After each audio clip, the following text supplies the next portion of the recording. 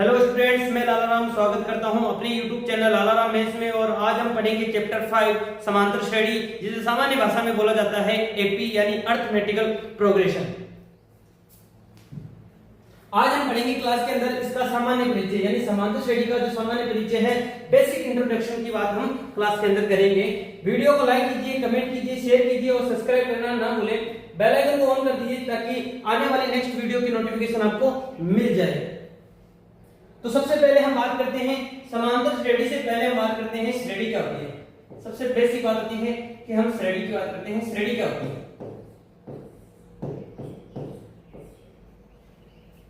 यानी इंग्लिश में हम इसको बोलेंगे प्रोग्रेशन। क्या बोलेंगे तो? प्रोग्रेशन। प्रोग्रेशन क्या होता है, हम इसकी बात करेंगे इसके अंदर।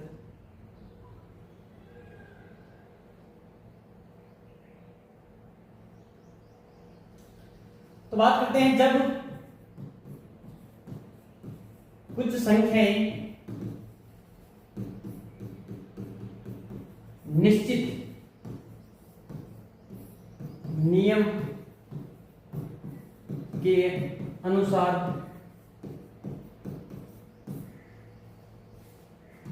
हो तथा उनका व्यापक पद ज्ञात कर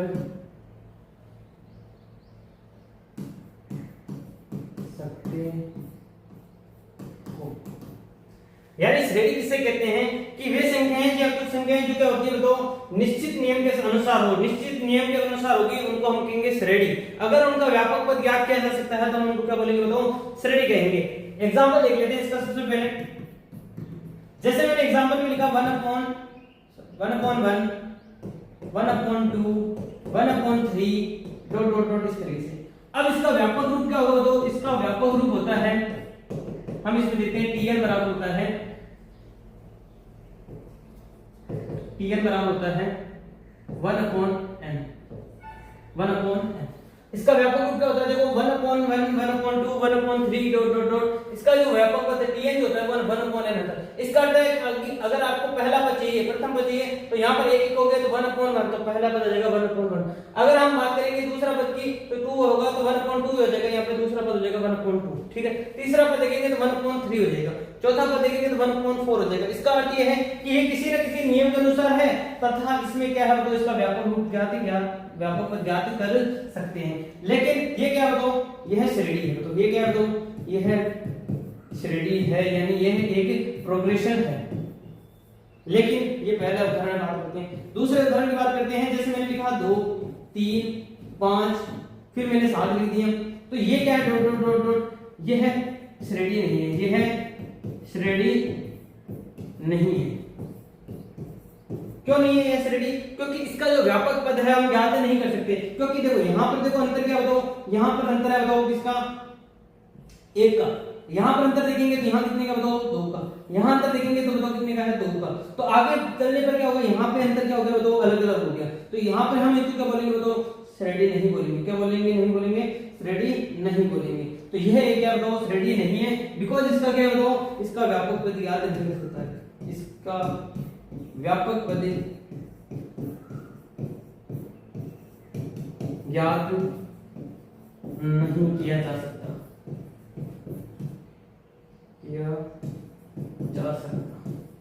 समझ गए इस चीज को कि जिसका व्यापक पद ज्ञात कर सकते हैं और जिसको जो संख्या निश्चित नियम के साथ हो उनको हम क्या बोलते हैं तो श्रेणी बोलते हैं। क्या बोलते हैं तो श्रेणी बोलते हैं। और जिनको नहीं लिख सकते हैं उनको हम श्रेणी नहीं बोलेंगे। जैसे 2, 3, 5, 7 ये श्रेणी नहीं है क्योंकि इसका व्यापक पद हम ज्ञात नहीं कर सकते।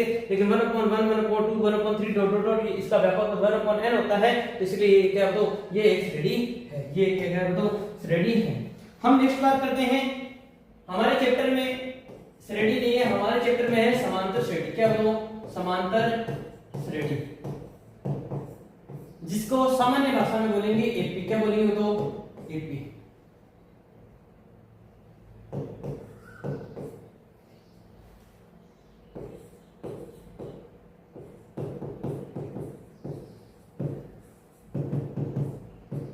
अरिथमेटिक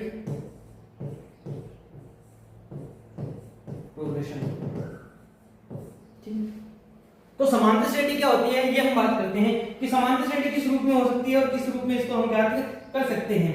तो सबसे पहले हम समांतर श्रेणी की परिभाषा देखेंगे।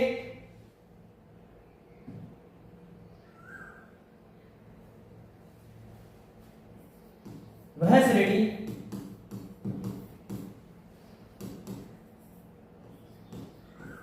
जिसके क्रमागत पदों का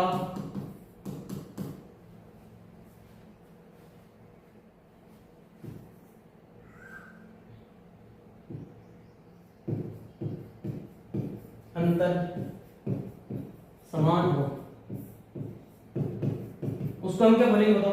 वह श्रेणी जिसके क्रमागत पदों का अंतर क्या होता हो समान हो। श्रेणी का अर्थ तो समझ गए आप। इसका अर्थ क्या होता है जो किसी निश्चित नियम के साथ और उनका व्यापक पद ज्ञात किया जा सकता है। और ऐसी श्रेणी जिसका क्या हो तो क्रमागत पदों का अंतर कैसा हो तो समान हो तो हम उसको क्या बोलेंगे समांतर श्रेणी बोलेंगे। तो उदाहरण के तौर पर इसका व्यापक रूप लिख देते हैं। सबसे पहले समांतर श्रेणी का व्यापक रूप। समांतर श्रेणी का व्यापक रूप। तो सबसे पहले बात करते हैं समांतर श्रेणी का व्यापक रूप क्या होता है। हम इसकी बात करते हैं।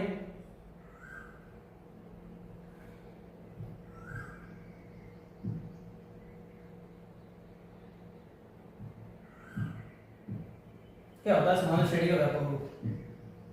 तो इसका व्यापक रूप होता है AP बराबर A1 A2 A3 A4 dot dot dot dot इस प्रकार से क्या होता है तो AN क्या होता है तो AN। इसको सामान्य भाषा में ऐसे लिख सकते हैं या फिर ऐसे लिख सकते हैं या AP A plus B A plus 2D A plus 3D dot dot dot dot plus dot A plus n minus 1 into D। ये क्या होता है बताओ समांतर श्रेणी का व्यापक रूप होता है। अब इस व्यापक रूप में हमारे इस व्यापक रूप में क्या क्या दे रखे हैं तो सबसे पहले इसमें दे रखा है यहां जो A होता है A या फिर A1 जो होता है वो हमारे इसमें होता है प्रथम पद। क्या होता है बताओ प्रथम पद। जो इसमें जो D होता है वो होता है हमारे सार्व अंतर। क्या होता है बताओ सार्व अंतर।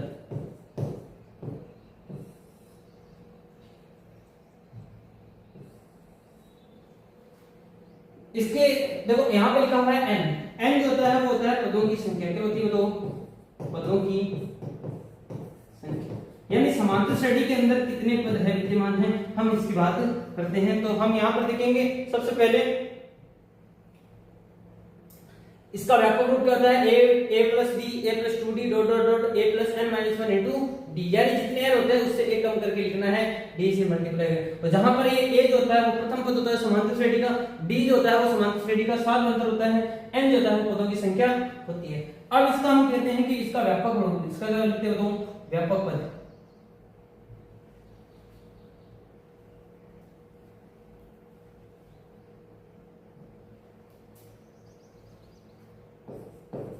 समांतर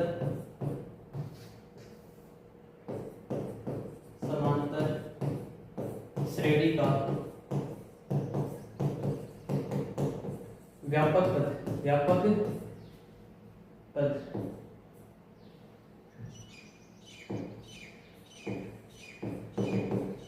क्या होता है समांतर श्रेणी का व्यापक पद हम इसकी बात करते हैं। तो सबसे पहले व्यापक पद को लिखते कैसे देखो an से भी व्यक्त कर सकते हैं या फिर किससे व्यक्त कर सकते हैं या फिर tn से भी व्यक्त कर सकते हैं। दोनों में से जो सुटेबल हो वो आप यूज कर सकते हैं an से भी या फिर tn से।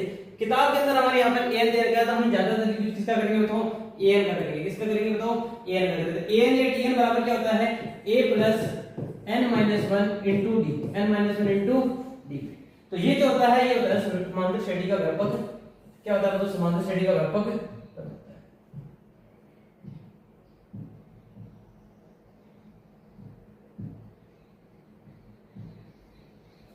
अब इसमें जो देखो यहाँ पे जो a है हमने अभी देखा था a जो होता है वो होता है प्रथम पद।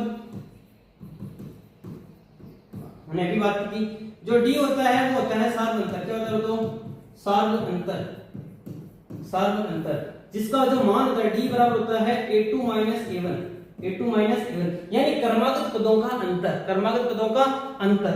ठीक है, तो यानी दूसरे पद में से पहला पद निकालना है, या फिर क्या लिख सकते हो तो a3 a2, यानी जस्ट अगले पद में से पहला पद निकालना है।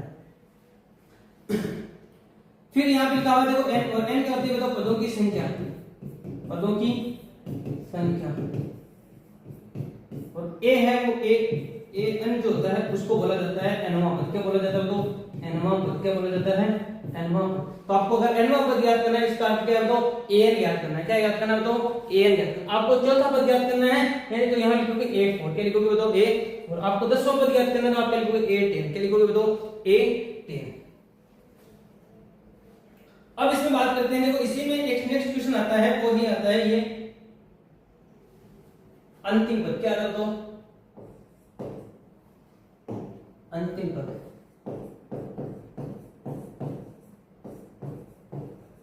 अंतिम पद कहने का अर्थ क्या था तो लास्ट टर्म। लास्ट टर्म कौन सी होती है समांतर श्रेणी का वो एल ही होती है, यानी जिसको लिखा जाता है एल से। किससे लिखा जाता है एल से, और इसका फॉर्मूला वही होता है जो एन होता है, यानी n - 1 * d, यानी यही फॉर्मूला यूज करेंगे हम वापस। और जो हमने an के लिए यूज किया था और an के लिए जो फॉर्मूला यूज किया था वही हमारे इसमें यूज करेंगे। ठीक है, यहाँ पे जो l होता है, l क्या होता है तो अंतिम पद। ये अंतिम पद का फॉर्मूला आपको याद रखना है, कुछ क्वेश्चन में यूज किया जाएगा। ठीक है, नेक्स्ट हमारे इसमें देखो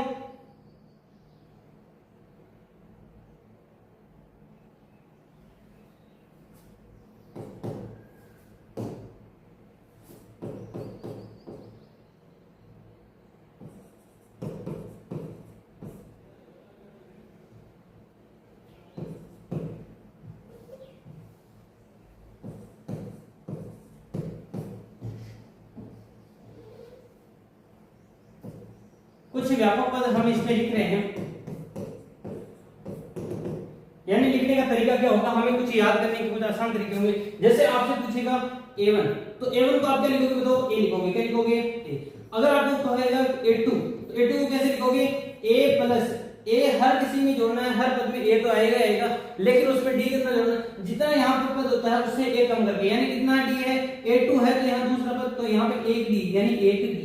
अगर आपको a3 याद करना है तो क्या करोगे तो a प्लस कितने हैं 2 है, 103 है तो क्या करोगे 2 से गुणा करोगे, यानी कितना a कम करके d से मल्टीप्लाई करके लिखना है। अगर आपसे बोलेंगे a4 तो क्या करोगे तो a4 के लिए a प्लस यहाँ 4 है तो कितने से 3 से गुणा करके लिखोगे। अगर आपको a10 बोलते कितना बोलते a10 तो क्या लिखोगे बताओ a प्लस a कम करके यानी 9d, क्या लिखोगे 9।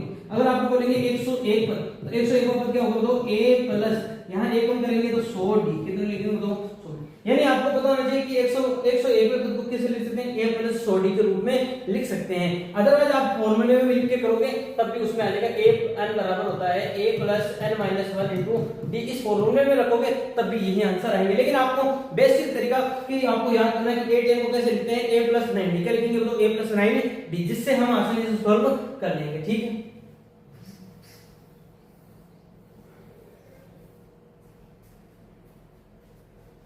अब हम एक ऐसा एग्जांपल लेते हैं छोटा सा। हमारे एग्जांपल में दे रखा है कि कुछ जैसे कोई एपी दे रखी है, AP 2 4 6 dot dot dot dot, यहां पे दे रखा है जैसे 26।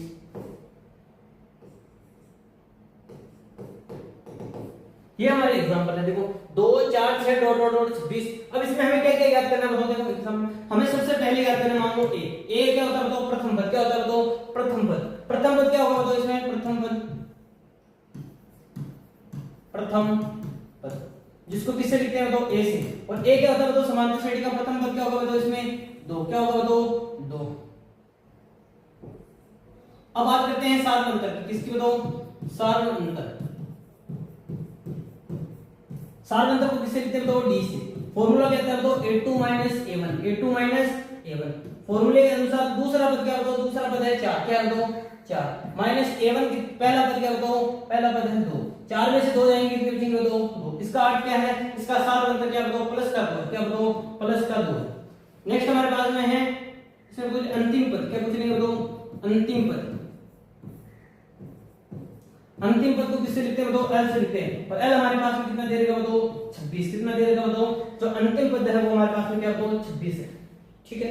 अगर हमें पूछ ले पदों की संख्या, इसमें कितने पद है, हमें पूछ लेगा इसमें पदों की संख्या, तो हमारे पास में पदों की संख्या, पदों की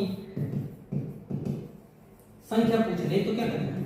इसके लिए हमारे पास में an या l का मान कुछ दिया होगा, तो हमें वहां पे दे रखा है, जैसे मान लो दे रखा है l बराबर में दे रखा है क्या होता है formula a + n - 1 into d, इसका यूज करेंगे यहां पर। और इसमें हमारे पास में l का मान कितना है तो हमारे इस क्वेश्चन में l का मान दे रखा है कितना?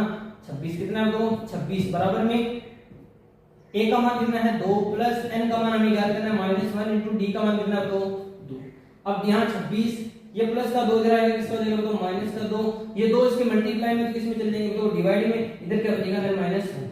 26 में से 2 जाएंगे कितने बचेंगे 24, और 24 में जब 2 का भाग देंगे तो क्या बचेगा तो 24 में से 2 का भाग देंगे कितना बचेगा 12। ये माइनस का है इधर आएगा, किसका जाएगा तो प्लस का है, बराबर क्या आएगा तो n, तो n बराबर क्या आएगा तो 12 है, कितना जाएगा तो 13। यहाँ पर इस समांतर श्रेणी के अंदर पदों की संख्या कितनी है बताओ 13 है। कितने बताओ 13। अगर आपको यहीं पूछ ले कि 10वां पद, क्या पूछ ले बताओ 10वां पद, यानी आपको क्या पूछ ले 10वां पद का कहने का अर्थ क्या बताओ, आपको ज्ञात करना है a10, क्या ज्ञात करना बताओ a10, 10वां पद ज्ञात करना है। तो क्या करोगे a10 बराबर क्या लिखोगे बताओ a + 9d, क्या लिखोगे प्लस a + 9d, तो a10 बराबर क्या होगा बताओ a का मान कितना है 2 + 9 मल्टीप्लाई d का मान कितना है तो d का मान हमारे पास में 2 है, तो 2 लिखेंगे गुणा करके, तो a + a10 बराबर होगा 2 + 9 को 2 से गुणा करेंगे तो 18, और a10 बराबर क्या आ जाएगा तो 20। कितना जाएगा तो 20। ये हमारे पास में समांतर श्रेणी में इनमें से कुछ भी वैल्यू पूछ सकते हैं। प्रथम समांतर श्रेणी देके प्रथम पद पूछ सकते हैं, साधारण पद पूछ सकते हैं, अंतिम पद पूछा जा सकता है, पदों की संख्या पूछी जा सकती है, और कोई nवां पद ज्ञात किया जा सकता है। पहले चैप्टर हम इसी की बात करेंगे। मिलते हैं नेक्स्ट वीडियो में, तब तक जय हिंद जय भारत।